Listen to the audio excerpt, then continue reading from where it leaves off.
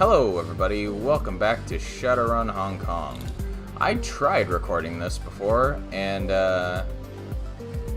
right after I started recording, everything just broke on me. So that was a fun time, and it's kind of took the wind out of my sails with regards to feeling particularly motivated to continue kind of recording like right away. It was so obnoxious. It was like, oh, he can there was a 0% chance to hit Gobbet there. That's maybe not. Yeah, I don't know. It was like I did not, because it's been really warm, and I've been very busy with a bunch of other stuff lately. You know, for like two people who've been watching this, one or two people who've been watching this, like it's about the time where I pretty much just have to get everything sorted so that I can leave for school. So it's been very difficult to kind of find myself feeling particularly motivated in dodge next attack in recording stuff, just because it's just like so much I have to do and so little time in which I have to do it. Yeah, might as well. And we can do that. Take a little bit of armor off. Be nice to get some. There's a ley line there, but that's too far away to hit. We can get a lesser ley line, but then it's the range wouldn't hit them. That's gonna hit Duncan, isn't it? And well, might as well. Oh well. Oh well. I could maybe have gotten them from down there one further, but increase movement by 1. Lasts 1 round. That's not terribly useful. Let's see if we can hit them with. Okay. What's this? It's just normal bolt of water. I wonder if they'll. Hey. Okay. Right, because dodge.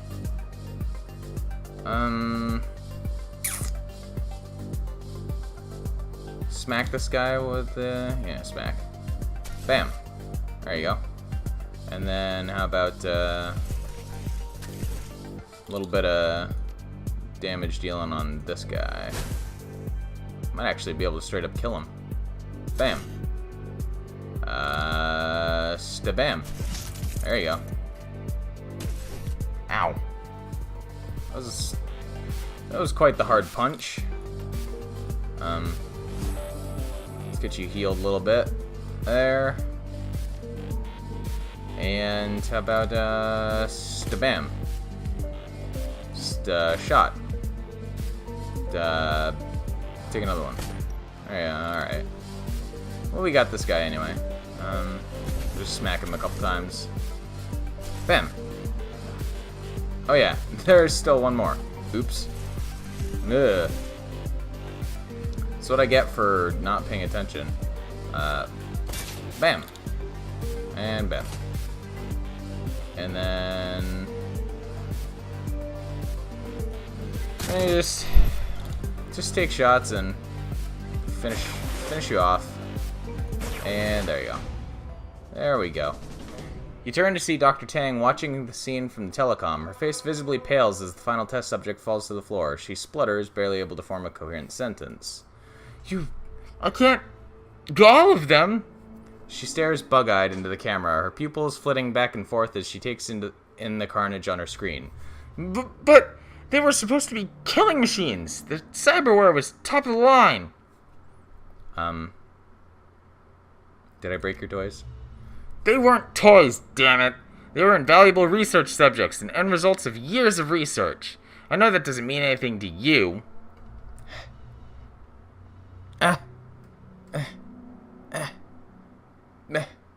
But they were worth more than you can imagine to the science that we're doing here.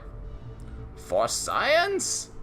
All that time, all that work, flushed down the drain for nothing. I sacrificed those subjects to stop you. You know why? Because you can't be down here. I'm not kidding. You have to turn back the way you came. That's... Look, you have no idea what we're storing down here. How dangerous this place is. Her voice is level, but you can hear the undercurrent of desperation there. Your even being here is a huge breach of every lab safety protocol in the books, but you can still turn back.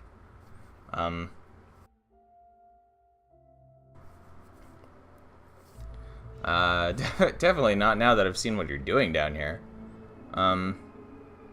Death of those test subjects is on you, not me. But if you do what I say, there doesn't have to be any more bloodshed. Duncan nods. You heard the woman. We're in this up to our armpits already. We got no intention of turning back now. All you're doing right now is pissing me off. Look, you just don't get it. I work in a BSL-4 hot lab. That means I'm surrounded by aerosolized, lethal, highly infectious pathogens. Her voice comes out in a tight rasp. Literally anything you can find in here could kill you. Horribly.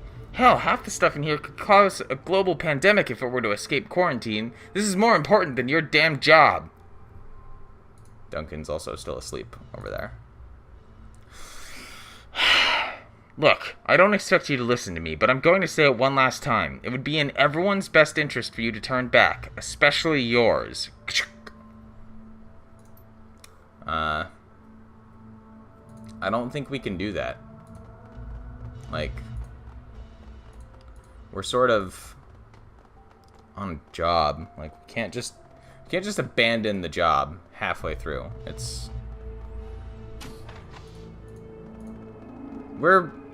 We're good enough to not get totally owned by infectious diseases. Right? We got a robot. That's fine. We'll just send him in. Hi. Hello, fishy. The door is sealed tight. Laboratory Gamma 4 quarantine, security lockdown. Rector loosely motions toward the door. Try the keycard that you picked up earlier, my friend. If memory serves, that should get us through the door. You lift the card to the slot, but before you can slide it through, the figure of a frightened woman erupts on the scanner's screen. Hello, Doctor. I told you before, you can't come in here. She's doing her best to stay calm, but she's clearly terrified. I don't like repeating myself, so listen, please. This lab is restricted for a reason. Beside the obvious fact that it's full of deadly contagions, it also contains highly sensitive and very expensive equipment that only trained scientists can handle. You barge in here and mishandle a single vial, and you will in all likelihood infect yourself with whatever's inside. That would be a disaster, and I mean that quite literally. Guess you'd better give me some incentive not to mishandle any vials, then. Are you joking, or are you just crazy? How many times do I have to tell you that what'll happen if you come in here and make a mistake? You're not, like... Proctor scoffs at her. Come now, Doctor. Given the remote access precautions that these labs take, I seriously doubt that exposure is a serious risk. If this is anything like the labs we had back in Russia, anything that could pose a serious threat is hidden behind rows of negative pressure safety nets and accessible only via remote-operated Waldo frames. I didn't come this far just to turn back now. Bam! Hello. Where are you, Doc? Oh, there you are. Alright, well, let's see what's over this way first, then. Hello? Hello? Is that where the, super dangerous stuff is being contained? Alright, let's check what's behind door number 1. Anything? No? No? No? No? Okay. Hello? Are you ready to kill us? Hi, Doc. Dr. Janet Tang stands firm. Given the situation, she looks remarkably well composed. She waits calmly as you approach, her shoulders held rigid and her arms crossed over her chest. Her two associates shuffle awkwardly behind her, their hands shaking. They both look terrified. I told you not to come in. You shouldn't be in here. Her tone is firm, but there's a slight tremor in her voice. Listen to me. You've made a horrible mistake. One wrong move and you'll release God knows what into the room. If you work with me instead of against me, we can all leave in one piece. She raises her hands in a calming gesture. I understand. We're willing to cooperate with you to move things along faster. We all want to get out of here alive. So this is me cooperating. You tell me what you want, and I'll give it to you. No more arguments. Tell me about this super disease you're cooking up here. It has a cure, right? She blinks at you. You're talking about pathogen GT0009, SARS-3. It's much more dangerous than regular SARS. See? Because it's the third version of it. That's the one. I can't. I'm sorry, but all information on SARS-3 is classified, and for good reason. It's one of the worst things we've ever produced in this lab. We can't let you... Her eyes fly open.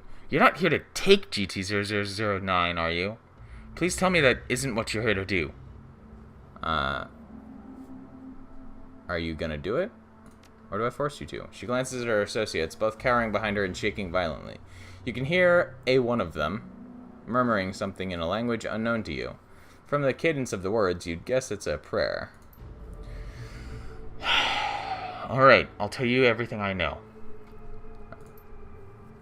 SARS-3 is a Category 4 lethal pathogen. It's 99.98% fatal, excruciatingly painful, and it kills within a matter of weeks. As of right now, the only cure is a prototype antibody treatment. We're still working on fine-tuning it. In case you haven't been paying attention, I'm going to say this one more time. SARS-3 is terrible. It's easily the cruelest, most infectious, and most lethal thing ever to have come out of this lab. It cannot be allowed out into the wild. How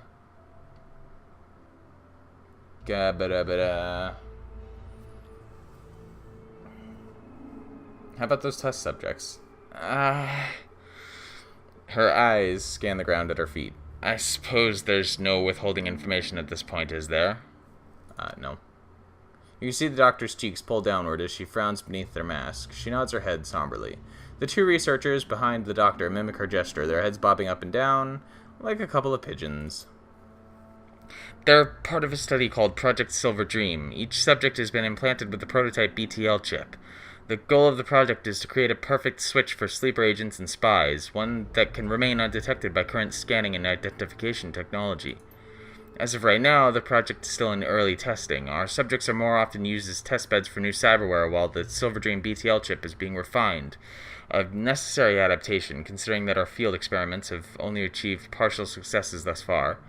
Unfortunately, we haven't always been able to maintain complete control over the test subjects. Silver Dream team is still working on that. Your run-in with the test subjects wasn't an accident. I'm sure you've figured that out already. It was a hasty decision on my end. You already know why I did it. They were the only thing standing between you and my lab, and I was trying to avoid a containment breach. I stand by that decision for what it's worth. What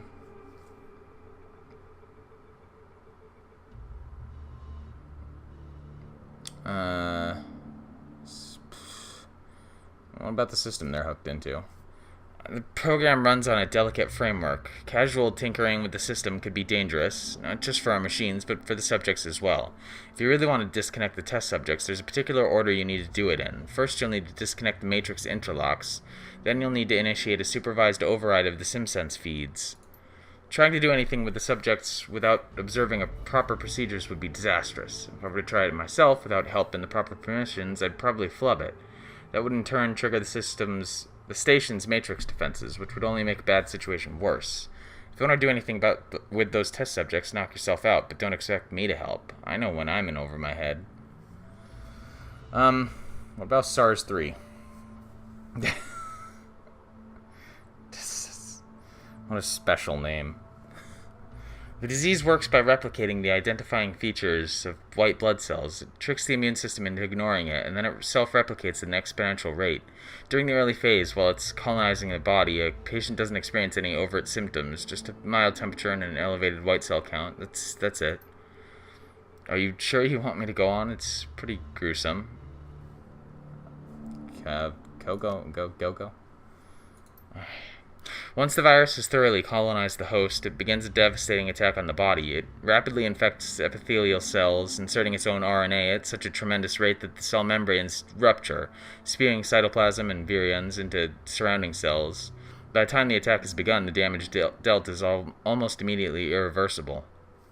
What does it actually do? The virus induces a hypersensitivity reaction in its host. Lungs fill with mucus and sputum, leading to hypoxia. Victims drown in their own fluids. We spent a long time developing GT0009. The secret was hybridizing the standard SARS coronavirus with the third strain of virally induced toxic allergy syndrome, Vitus 3. That's why standard treatments won't work.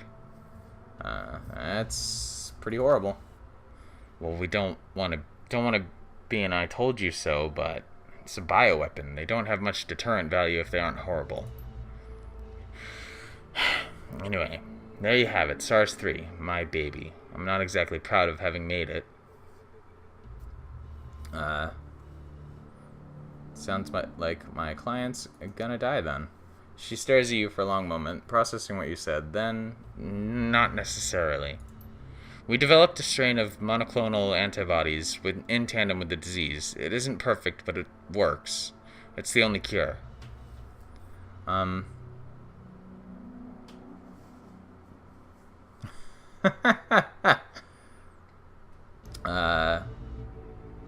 about the facility? Nothing's ever completely foolproof, but any project as sensitive as ours requires a lot of very careful controls and strict adherence to procedure. Shadowrun is very strict about safety for obvious reasons. She begins taking off items. Reducing the number of potential exposures is one way. We've prepared for an outbreak scenario. We run on a skeleton crew, maybe 200 workers at most. As you can imagine, living down here for long periods can be difficult, and people rarely acclimate enough to last more than a couple months. To prevent our projects from suffering, Shadowrun cycles its employees out every 14 weeks. There are no break days while working the underwater cycle, but we're greatly compensated during our off months. Still, people find a way to get bored, so we try not to keep anyone on staff that we don't need. Most of our security and menial labor is handled by drones. We still have a few flesh-and-blood security personnel. I think Commander Gara has been down here longer than anybody, but mostly it's all drones for the blue-collar work. She gives you a sideways look. This can't be why you broke into my lab. I guess that I can understand how you might be curious about an underwater laboratory, but I don't know all that much, really. Only what I've told you. Could any of the Silver Dream test subjects have been infected? No way. There isn't a researcher on the station who would do such a thing. Wait. Dr. Inyai came to me a couple months ago asking for a SARS-3 sample. I didn't think it was unusual at the time. All of us in Gamma-4 need the occasional sample for further studies, but... But what? As far as I know, I never received his report on that sample. The sample itself was never returned either. The way that our system works, it's impossible to take or return samples without our computers logging the transaction, which means he either still has it or he used it somehow. The last of the color drains from her face. His numbers were slipping, too. We were contacted by the board not long before he requested that sample. I can't imagine he'd be desperate enough to use it in such a risky and uncontrolled environment, and on such valuable subjects. I have to concede it's a possibility, though. The test subjects looked a little pale. You can't be serious. If they were infected, then... Her eyes dart back and forth as she runs through the variables in her head. Extra dot. No, you should be fine. It takes more exposure than a shared space. If you had prolonged exposure, maybe, but no, the risk is 1 in a million. You're fine. What to do with you and your team? She raises her arms, palms towards you. She's sweating. Wait. Just wait. Before you do anything, please listen. We aren't bad people. We're scientists who were assigned a dreadful task and who did what they had to do to keep their jobs. That kind of thing happens to everybody. I'll bet it's even happened to you once or twice. Please don't hold our professionalism against us. Let us go and maybe we can do some good out there. We'll find a different corporation to work for, better projects to pursue.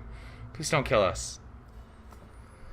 I don't kill him. I mean, we've killed some people pretty indiscriminately in Dragonfall and Hong Kong. So, like,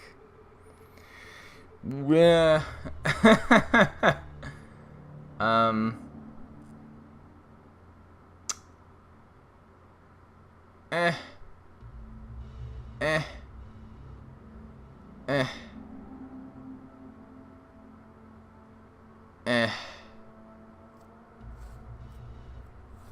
Meh. Get out of here. Her head jolts up in surprise. Her associates look at each other as if they were expecting. God. Guys. As if they were expecting you to change your mind, or maybe convinced your words are a trick. She takes a step forward, her voice stuttering. I don't know what to say. I didn't think you'd... Thank you for sparing us. I won't forget this. So where's this cure you were telling us about? Not much else we could have gotten from them anyway. Anyone else want to get the hell out of here? The sterilization countdown running, and Silver Dream thugs on our heels, and whatever horrible diseases might be floating around. The sub is sounding awfully nice about now. Our client requested a cure, Duncan. We cannot leave before finding it. It should be somewhere within this laboratory. Likely under heavy guard, given what Dr. Tang told us. The flashing light of a nearby console catches your eye. With a static click, a handful of monitors mounted across the lab display an unfamiliar face. Oh, hello, sir. Attention, all staff. This is Commander Gara. I've ordered a red-level security lockdown due to facility intrusion. All personnel should drop whatever they're doing and report to the safe rooms in Sector 9 immediately. The security breach has triggered an automated sterilization sweep. In 30 minutes' time, a squadron of drones will deoxygenate the premises to prevent the escape of any loose pathogens. If you haven't reported to Sector 9 by that time, you're done. You will not survive the sweep. Siren blares over the intercoms as the lab's monitors replace Commander Gara's hard features with a countdown timer. Moments later, computer-generated voice activates. Matrix system wipe. Initiated. Sterilization system. Standby. Personnel report to Sector 9. Well, they couldn't spell it out for us any clearer than that. If we stay, we die. The Namazu's sector commanders will no doubt have localized overrides for the trams. We'll need to eliminate them to escape. Let's not die, but what about all those test subjects? They didn't choose this fate. Shiwei's made that decision for them. Should we lock them up or set them free? Your call. Once the Matrix lockdown is in place, we'll lose the opportunity to do anything regarding the test subjects. Every computer down here will be encrypted to hell and back. If you want to intervene on the test subjects' behalf, either to set them free or lock them away for safekeeping, we'll need to do it before that timer is up. Great. So we have 5 turns? Really? 5. I don't even know where to go. Jesus.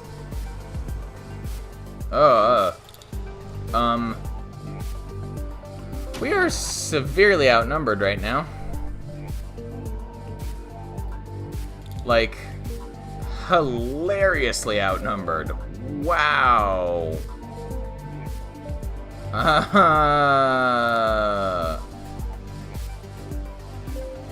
Okay. Let's see what's in here. Lab safe is locked. You can't find a... Oh, unlocked by the Matrix. Great. So I have to get over there to that terminal. Yeah.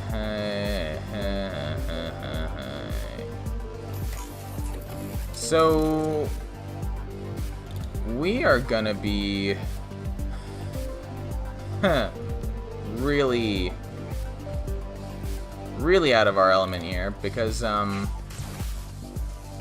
we only have a couple people who are actually any good at combat here. Bam. And summon an elemental. Probably for the best. look at all these people, like, geez. Yeah, let's take it at you. Bam! There you go. Not a bad hit at all. Shotgun blast? Could throw some grenades, but I think the old shotgun might be... Alright. Alright. And of course he's got to reload. Or we could throw a grenade. Do you want to do the gas grenade? It'll get all of them. Go for it. Haha! Bam! Oh no. That's... Well... Oh boy.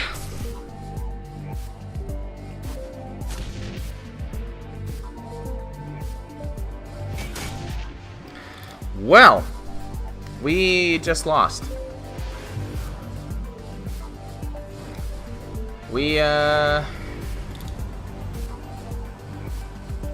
Nope, oh god. I'm probably gonna have to reload. Cause that was awful. That was not good at all. No, and they're not gonna have enough. Okay, nope, alright. I'm gonna call it here, and I'm gonna reload and get back here and not get completely screwed by having somebody throw my grenade back at me. Like,